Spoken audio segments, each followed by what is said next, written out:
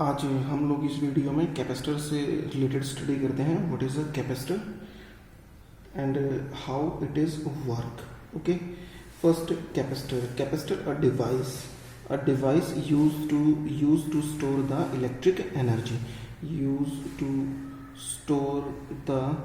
electric energy or electric charge.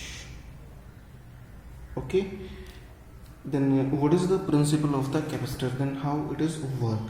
तो हम लोग यहाँ पर अब प्रिंसिपल के बारे में डिस्कस करते हैं कि कैपेसिटर का जो प्रिंसिपल है वो किस तरीके से वर्क करता है. ठीक है, अब प्रिंसिपल को समझने के लिए हम लोग क्या करते हैं, हम लोग एक कंडक्टिंग प्लेट ले लेते हैं. ये एक रेक्टेंगुलर कंडक्टिंग प्लेट है हमारे पास, कंडक्टिंग मटेरियल से बनी हुई प्लेट है हमारे पास ये. और इस प्लेट को हम लोगों ने क्या किया हुआ, ये इंसुलेटिंग स्पॉट के ऊपर रखा हुआ है. ये हमारा इंसुलेटिंग स्पॉट है. इंसुलेटिंग स्पॉट हम लोगों ने लिया हुआ है यहाँ पर. और ये हम लोगों ने एक ग्लास, ये हम लोगों ने कंडक्टिंग स्लैब माना हुआ. Late it be the slab A. Okay, we have to give a charge plus Q to this slab, okay, which is uniformly distributed over the area of the plate like that. This charge is uniformly distributed all over the area of the plate. This charge is not go to the earth because it is placed on a insulating spot. Okay, अब हम लोगों ने यहाँ पे क्या किया, एक plus Q charge हम लोगों ने कंडक्टर को दिया हुआ है, जिसकी वजह से हमारे पास जो पोटेंशियल हम लोग लेट कर लेते हैं, let V is the potential of this plate A. हम लोगों ने चार्ज को इतना सप्लाई किया हुआ है कि ये मैक्सिमम वैल्यू है, जिसकी वजह से हमारे पास जो वी की वैल्यू है वो मैक्सिमम हो चुकी है. अगर इससे ज़्यादा हम लोग चार्ज प्रोवाइड कराएंगे तो हमारे पास लीक होना स्टार्ट हो जाएगा. ठीक है, अब ये हम लोगों ने मैक्सिमम चार्ज यहाँ पे कंडक्टर को दे दिया है, बट हम लोग कंडक्टर को ज़्यादा चार्ज देना चाहते हैं. ठीक है, जो हमारे चार्ज की जो वैल्यू है उसको बढ़ाना चाहते हैं हम लोग. तो उसको किस तरीके से हम लोग कैपेसिटी जो है हमारे पास, कैपेसिटी की जो कैपेसिटी है चार्ज को स्टोर करने के लिए, उसको हम लोग किस तरीके से इंक्रीज करेंगे, ये चीज़ हम लोगों को समझ नहीं आया यहाँ पर.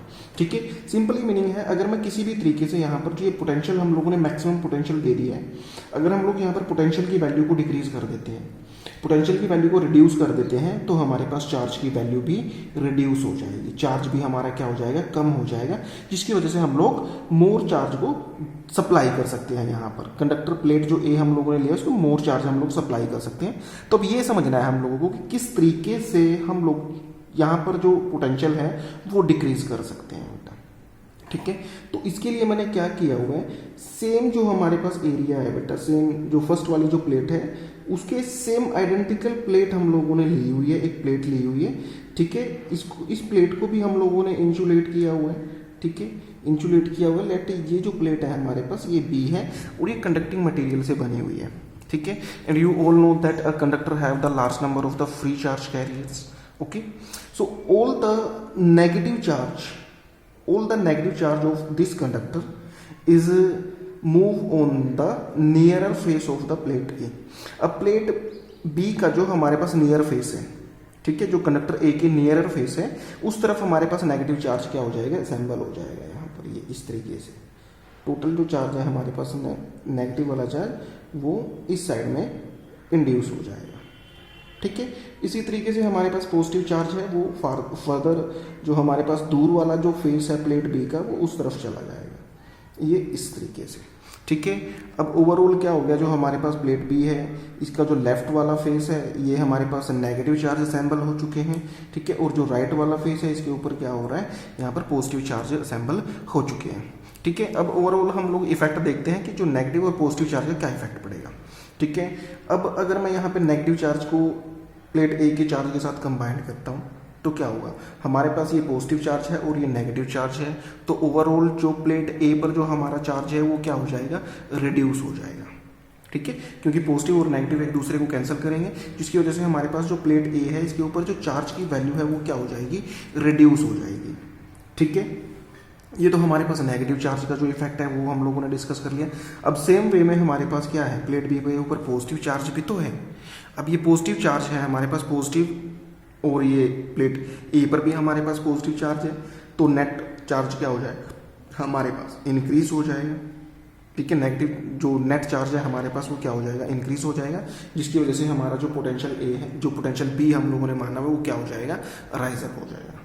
बट यहाँ पर एक चीज़ है कि जो हमारे पास नेगेटिव चार्ज है it is close to the plate A and positive charge is away from the plate A, so overall effect of the negative charge will be take place.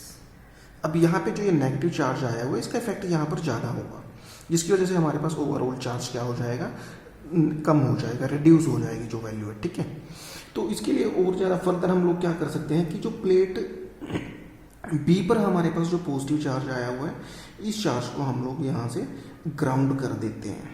Ground करेंगे तो टोटल जो हमारा positive charge है वो क्या हो जाएगा, वो ग्राउंड हो जाएगा, हमारे पास अर्थ में फ्लो हो जाएगा बेटा, ठीक है। तो हमारा फिगर किस तरीके से बन जाएगा, ये कुछ ऐसा हम लोगों को दिखाई देगा। फिर ये प्लेट ए है, ये पॉजिटिव चार्ज यहाँ पर, और ये प्लेट बी हम लोगों ने लिया हुआ है, ठीक है। ये प्लेट बी आ गया। अब प्लेट बी पर हमारे पास सिर्फ नेगेटिव चार्ज ही रह जाएगा, ठीक है। अब यहाँ पे क्या हो गया, नेगेटिव चार्ज हमारे पास रह गया है, जिसकी वजह से हमारा जो ओवरऑल प्लेट ए के ऊपर जो हमारा चार्ज है वो क्या हो जाएगा, रिड्यूस हो जाएगा, ठीक है। ओवरऑल चार्ज रिड्यूस हो जाएगा, यहाँ पे पोटेंशियल हमारा रिड्यूस हो जाएगा। ये जो नेगेटिव चार्ज है, चार्ज कम, और जो हमारा ये पोटेंशियल है ये रिड्यूस हो जाएगा ऑन द प्लेट ए, जिसकी वजह से चार्ज भी हमारे पास कम हो जाएगा, ठीक है। यहाँ पे चार्ज की वैल्यू रिड्यूस हो चुकी है, तो हम लोग क्या कर सकते हैं, कंडक्टर जो प्लेट ए है हमारे पास इसके ऊपर हम लोग मोर चार्ज को सप्लाई कर सकते हैं till the become the potential will maximum, okay. Potential को मैक्सिमम करने के लिए हम लोग क्या कर सकते हैं, यहाँ पर फर्दर पॉजिटिव चार्ज हम लोग प्लेट ए को दे सकते हैं बेटा, ठीक है। जिसकी वजह से हमारे पास जो ये अरेंजमेंट है, इस अरेंजमेंट की जो कैपेसिटी है चार्ज को स्टोर करने के लिए वो क्या हो जाएगी, बढ़ जाएगी बेटा, ठीक है। अब हम लोग बात करते हैं यहाँ पे types of the capacitor according to their symbol, ठीक है, किस तरीके के हमारे पास कैपेसिटर हो सकते हैं। अब इस केस में हम लोगों ने क्या किया हुआ है, जो ये कंडक्टिंग मटेरियल लिया हुआ बेटा, ये कंडक्टिंग मटेरियल हम लोगों ने एक रेक्टेंगुलर ग्लास, ये रेक्टेंगुलर स्लैब ली हुई है, मीन्स हम लोग इसको बोल सकते हैं कि हम लोगों ने एक ये प्लेन शीट ली हुई है, प्लेन चार्ज शीट है हमारे पास है ये, ठीक है। अगर जो ये हमारे पास कंडक्टर्स हैं, अगर ये हमारे पास प्लेन होती हैं, ठीक है, तो इन दोनों से जो हमारे पास कैपेसिटर बनेगा उसको हम लोग बोलते हैं parallel plate capacitor, okay. If these conductor are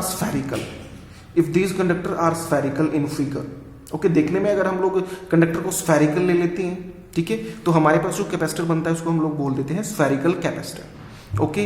इसी तरीके से अगर हमारे पास जो कंडक्टर है वो सिलेंड्रिकल हो जाता है, ठीक है, हम लोग सिलेंड्रिकल कंडक्टर ले लेते हैं इस तरीके से कि ये एक कंडक्टर हम लोगों ने यहाँ पर लिया हुआ है, ठीक है, और एक और कंडक्टर हम लोगों ने आइडेंटिकल ये इस तरीके से लिया हुआ है, ठीक है। तो जो ये कैपेसिटर हमारे पास बन रहा है ये हमारे पास आ जाएगा सिलेंड्रिकल कैपेसिटर, ओके। बट जो स्फेरिकल और सिलेंड्रिकल कैपेसिटर है वो +2 के सिलेबस में नहीं है, इसमें सिर्फ हम लोग पैरेलल प्लेट कैपेसिटर के बारे में ही डिस्कस करते हैं बेटा, ठीक है। आई hope you understand the principle of the capacitor, okay. ये हमारे पास यहाँ पर कैपेसिटर आ चुका है, प्रिंसिपल आ चुका है, ठीक है। ये हम लोगों ने डिफरेंट टाइप्स के फिगर बता दिए किस तरीके से हमारे पास कैपेसिटर हो सकता है, पैरेलल प्लेट कैपेसिटर होता है, सिलेंड्रिकल कैपेसिटर हो सकता है, स्फेरिकल कैपेसिटर हो सकता है बेटा, ठीक है। बट हम लोग यहाँ पे सिर्फ पैरेलल प्लेट कैपेसिटर को डिस्कस करेंगे, ठीक है। अब यहाँ पर हमारे पास जो नेक्स्ट टॉपिक आ जाएगा, it is the capacity of a parallel plate capacitor. अब यहाँ पर हम लोगों को पैरेलल प्लेट कैपेसिटर के लिए कैपेसिटी के लिए हम लोगों को यहाँ पे फॉर्मूला ड्राइव करना है बेटा, ठीक है। अब इसके लिए हम लोग क्या करते हैं, यहाँ पर वही simple, we have to consider a rectangular slab, okay. ये rectangular plate, conducting plate, let it be the plate number 1, plate को हम लोग नंबर 1 बोल देते हैं। ये हमारे पास प्लेट बी है, ठीक है, इसको यहाँ से हम लोगों ने अर्थ किया हुआ है, प्लेट 1 हो गया, और ये प्लेट 2 हम लोग लेंगे। ए और बी हम लोग सिंबल यूज़ नहीं करेंगे क्योंकि ए और बी हमारे पास फिर एरिया वगैरह में यूज़ हो जाएगा, ठीक है।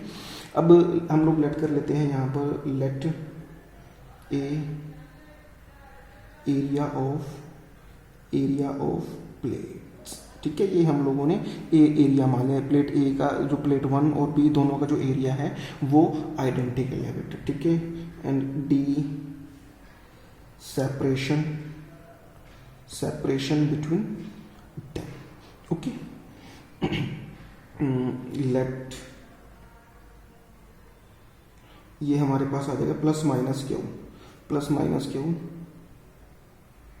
Charge on plate A and B. Okay, let plus minus sigma surface charge densities of plates. ये हम लोगों ने कुछ अरेंजमेंट्स यहाँ पे लेट कर लिया है. ये हमारे पास सेपरेशन डी हम लोगों ने लेट किया हुआ है. अब हम लोग क्या करते हैं, जो हमारे पास प्लेट 1 है, प्लेट 1 को हम लोग प्लस क्यू चार्ज दे देते हैं, जो हमारे पास यूनिफॉर्मली डिस्ट्रीब्यूटेड हो जाएगा यहाँ पर इस तरीके से कुछ. ठीक है, और जो प्लेट 2 है हमारे पास यहाँ पर माइनस चार्ज जो आ जाएगा वो यूनिफॉर्मली डिस्ट्रीब्यूटेड हो जाएगा. ठीक है, इसकी हेल्प से हमारे पास यहाँ पर आ जाएगा सिग्मा चार्ज. ये सरफेस चार्ज डेंसिटी के लिए अगर हम लोग फॉर्मूला लिखें तो ये हमारे पास आ जाएगा क्यू ओवर एरिया.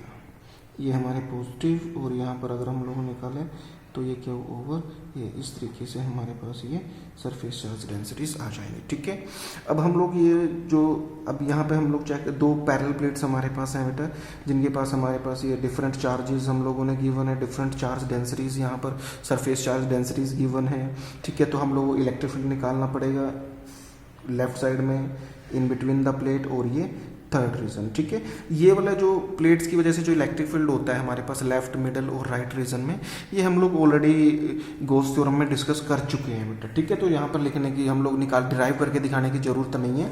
हम लोग सिंपल लिखेंगे electric field intensity between the plates is, E से हम लोग यहाँ पर रिप्रेजेंट करेंगे. तो ये हमारे पास कितनी वैल्यू आ जाती है, यहाँ पर होता है हमारे पास सिग्मा ओवर एप्सिलॉन नॉट. ये हमारे पास सरफेस, ये हमारे पास इलेक्ट्रिक फील्ड इंटेंसिटी आ जाती है in between the plates. Okay, ये रिजल्ट हम लोगों ने यहाँ पर लिख लिया है इस तरीके से. और सिग्मा के लिए हम लोगों को रिजल्ट पता है, सिग्मा हमारे पास क्या होता है, क्यू ओवर एरिया. तो हम लोग यहाँ पे इलेक्ट्रिक फील्ड लिख सकते हैं, electric field is equal to Q over area into epsilon. ये मेरे पास एक रिजल्ट आ चुका है बेटा, electric field intensity between the two parallel plates. Okay, I hope you will understand it clearly. Okay, फिर हम लोग नेक्स्ट में हम लोगों को यहाँ पर कैपेसिटी को फाइंड आउट करना है बेटा. ठीक है, अब कैपेसिटी के लिए हम लोगों को फर्स्ट ऑफ ऑल पोटेंशियल पता होना चाहिए. ठीक है, इलेक्ट्रिक फील्ड और इलेक्ट्रिक पोटेंशियल में रिलेशन हम लोगों को पता है, V is equal to E into D. यहाँ पे D आ जाता है separation between the plates. Okay, this is the separation between the plates. Okay, ये हम लोग निकाल सकते हैं यहाँ पर, this is the relation between the electric field and electric potential. ठीक है, तो यहाँ पर हम लोग जो E की वैल्यू हम लोगों ने निकाली है वो निकाल सकते हैं. यहाँ पर आ जाएगा V is equal to Q over area into epsilon not into D. ये एक रिजल्ट आ गया हमारे पास यहाँ पर. ठीक है, अब हम लोग इसको नेक्स्ट पेज पे सोल्व कर लेते हैं. ठीक है, हम लोगों ने V के लिए रिजल्ट निकाला हुआ, V हमारे पास आया हुआ है, V is equal to Q over epsilon not into distance between the plates. ये रिजल्ट आ गया बेटा. ठीक है, अब मैं यहाँ से क्या कर लेता हूँ, क्यू को मैं दूसरी साइड में ले आता हूँ, लेफ्ट हैंड साइड में, तो ये डिवीजन में आ जाएगा यहाँ पर इस तरीके से, और हमारे पास रिजल्ट आ जाएगा D over A epsilon not. Okay, इसको मैं बोल देता हूँ equation number 1. Okay, and we know that Q is equal to C. ये रिजल्ट हम लोगों को ऑलरेडी पता है, तो हम लोग यहाँ से C Q is the charge on the conductor, C is the capacity of the conductor and V is the potential. Okay, हम लोग यहाँ से रेशियो C की वैल्यू निकाल लेते हैं. C के लिए मैं सोल्व करता हूँ तो रिजल्ट आएगा क्यू ओवर VC. ठीक है, अब यहाँ से हम लोग क्या कर लेते हैं, इसको रेसिप्रोकल ले लेते हैं यहाँ पर. ठीक है, रेसिप्रोकल करेंगे तो 1/C is equal to V over Q. ये रिजल्ट बनेगा मेरे यहाँ. ठीक है, इसको इक्वेशन नंबर मैं 2 बोल देता हूँ. ये हमारे पास है equation number 1. Okay, on comparing equation 1 and 2, अगर हम लोग इक्वेशन 1 और 2 को कंपेयर करते हैं ठीक है, तो हम लोगों को रिजल्ट मिलता है 1/c is equal to d/a epsilon. Okay, अब हम लोग को तो वैल्यू सी के लिए निकालना है, सी के लिए सोल्व करना है एक्सप्रेशन को। ये हमारे पास 1/c आया हुआ है, तो हम लोग इसके क्या करेंगे, हम लोग क्रॉस मल्टीप्लाई और टेक द रेसिप्रोकल, किसी भी तरीके से आप लोग कर सकते हो बेटा। तो इनडायरेक्टली हमारे पास सी के लिए रिजल्ट आ जाएगा a epsilon not over d। ये हमारे पास एक पैरेलल प्लेट कैपेसिटर के लिए कैपेसिटी आ चुकी है। ठीक है, जो ये कैपेसिटी है हमारे पास, ये किन किन फैक्टर्स पर डिपेंड करती है। C is directly proportional to the area of the plate, first factor आ जाएगा। सेकंड आ जाएगा C depend on the nature of the material, nature of the medium, nature of the medium place between the plates. Plates के बीच में जो हम लोगों ने इंटरमीडिएट में जो मीडियम रखा हुआ है उसका जो नेचर है उसके ऊपर डिपेंड करेगा बेटा। ठीक है, it indirectly it is depend on the permittivity of the medium. Third point हमारे पास आ जाता है C is directly proportional to the distance between the plates और separation between the plates. This is the capacity of a parallel plate capacitor and which is depend on the following factors. Okay, आज के लिए इतना बहुत है, बाकी next जो हम है वो नेक्स्ट लेक्चर में करेंगे बेटा। Okay, thank you.